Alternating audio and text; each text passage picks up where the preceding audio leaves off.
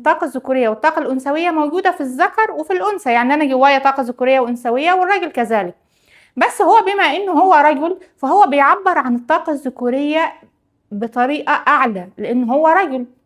طيب الطاقة الذكورية ديت بتعمل ايه او بتحب ايه؟ الطاقة الذكورية طاقة ايه اصلا؟ طاقة شجاعة، طاقة حماس، طاقة شغل، طاقة احترام، طاقة هيبة، طاقة قوة، طاقة امان، طاقة خط مستقيم، طاقة وضوح.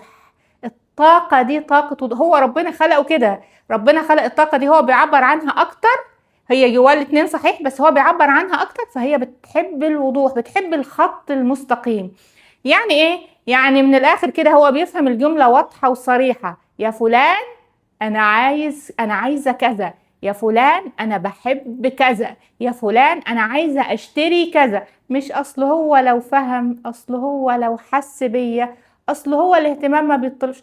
هي دي طريقة الطاقة اللي هو بيفهمها، هي دي طريقة التعبير اللي ربنا سبحانه وتعالى خلقه وبيفهمها. الطاقة الأنثوية مش بتحب الخط المستقيم قوي، بتحب مش اللف والدوران، بس هي حركتها مش في طاقة مستقيمة.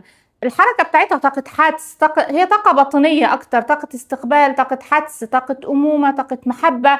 هي دي الطاقة الأنثوية. فهي الطاقة الأنثوية بتتوقع من الطاقة الذكورية إن هو يحس بيها، لأن هي بتعبر عن مشاعر المحبة والأحاسيس الداخلية أكتر.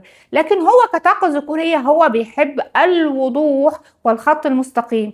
فعلشان توصلي وتوصلي فكرتك كاملة للراجل وتبقي متأكدة 100% انه فاهم الفكرة بتاعتك، قوليها في جملة واضحة. لو انت احترفتي الموضوع ده وفي التعامل معاه مش هتوصلوا لنقطة خلاف.